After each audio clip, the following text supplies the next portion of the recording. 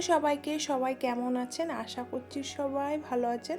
আমার একটি ব্লগে আপনাদের অনেক স্বাগত। আজকের বারটি হচ্ছে সোমবার, সন্ধ্যে 7টা। এখন আমার মা, বাবা, আদিদেব সবাই এখন রেডি হচ্ছে, ভাইয়ের বউ ভাতে যাবে। তাই সবাই ওইদিকে রেডি হচ্ছে, আর এই দিকে আমার জন্য একটু স্পেশাল করে রান্না হচ্ছে কাশ্মীরি আলুর দম, আর সঙ্গে রয়েছে পোলাও। আমাকে অনেক করে বলা হয়েছে যাওয়ার জন্য, কিন্তু বাইরে প্রচণ্ড আজকে বৃষ্টি পড়ছে, আর এই বৃষ্টির ওয়েদারে আমি বেরোতে পারবো না। তাই আমি সবাইকে বললাম আমার জন্য তোমরা চিন্তা করো না, আমি ঠিক আছি, ভালো থাকবো, তোমরা যাও আনন্দ করে আসো। মাও আমাকে খুব একটা জোরাজোরি করেনি, বলল ঠিক আছে তোর যেতে হবে না, তুই ঘরেই থাক, কারণ মা জানে আমার শরীরটা খুব একটা ভালো নেই। আর এই সন্ধ্যের পরে কিন্তু আমার কাছে থাকবে আমার জেঠিমা, আর আমার জেঠিমার মতো মানুষ কিন্তু আমি আর দুটো দেখিনি। জেঠিমা এতটাই ভালো আর এতটাই সৎ, আপনাদেরকে কি বলবো। মানে জেঠিমার ব্যাপারে কোনো কিছু বললেই যেন অল্প কিছু হয়ে যাচ্ছে।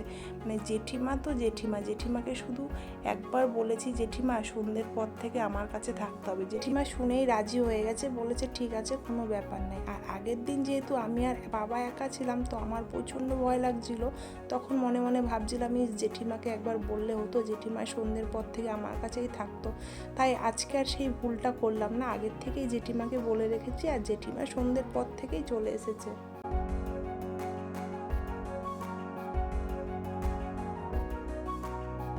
আর আজকে কিন্তু আলুর দমটা হচ্ছে পুরোপুরি নিরামিষ, কারণ আমাদের বাড়িতে কালী পুজো হয়, আর সেই কালী পুজোর দিন আমাদের ভোগের ব্যবস্থা থাকে, কিন্তু আমরা সেভাবে পোলাওটা ঠিকঠাক করতে পারি না বলে এখন থেকে একটু চেষ্টা করছি যাতে ভোগের দিন কোনো অসুবিধা না হয়।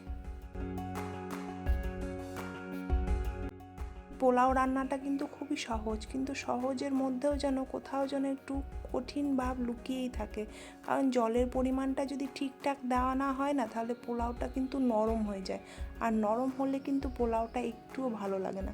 একটু ঝরা ঝরা হলে বেশ ভালো লাগে, তাই আমরা একটু আগের থেকেই চেষ্টা করছি। আর আমাদের বাড়িতে কালী পুজোর দিন ভোগের সময় কিন্তু বৌদি কিন্তু পোলাওটা রান্না করে, তো বৌদি এত সুন্দর রান্না করে পোলাওটা, পুরো ঝরা ঝরা, আর এত স্বাদ হয় কি বলবো আপনাদের, ভীষণই স্বাদ হয়। বৌদির কাছ থেকেই শেখা পোলাওটা কিভাবে রান্না করতে হয়।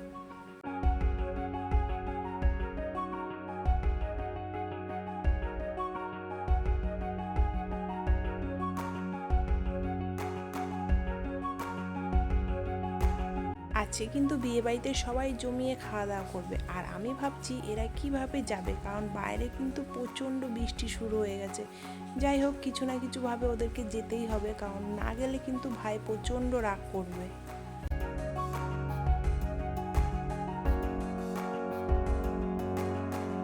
আমার ভাইয়ের বাড়িটা যেহেতু নদীর ওই পারে, তাই আমাদের কিন্তু ভীষণ সমস্যা হয়ে যায় এই বর্ষার সময় নদী পেরোতে, কারণ দুটি রাস্তা আগের দিনই আমি বলেছিলাম, আর রাস্তা দুটো বৃষ্টি হলে একদমই মানে যাওয়া যায় না, হেঁটে হেঁটে যেতে হয়। তো এই সন্ধ্যের সময় সবাই যাবে, সেটাই আমি ভাবছি যে কিভাবে এরা সবাই যাবে।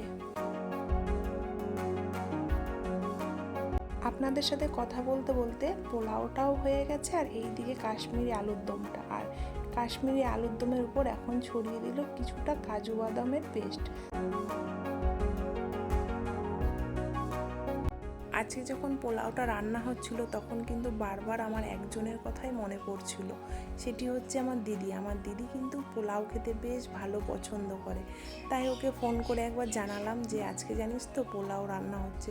দিদি বলল ঠিক আছে তোরা খা, তাতেই আমার শান্তি।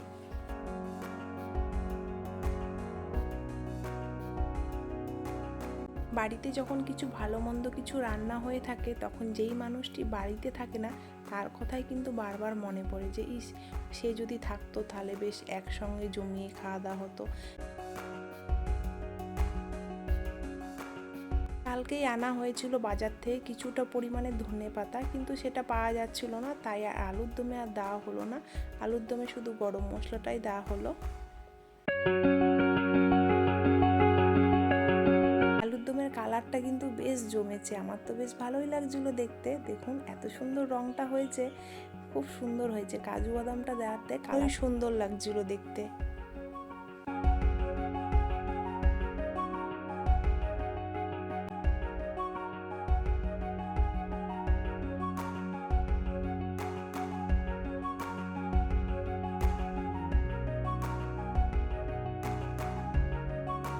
আপনাদেরকে অনেক ধন্যবাদ আমার ভিডিওটি দেখার জন্য। অন্য কোনো ভিডিওতে আপনাদের সঙ্গে আবারও খুব তাড়াতাড়ি দেখা হতে চলেছে। আপনারা খুব ভালো থাকবেন, সুস্থ থাকবেন।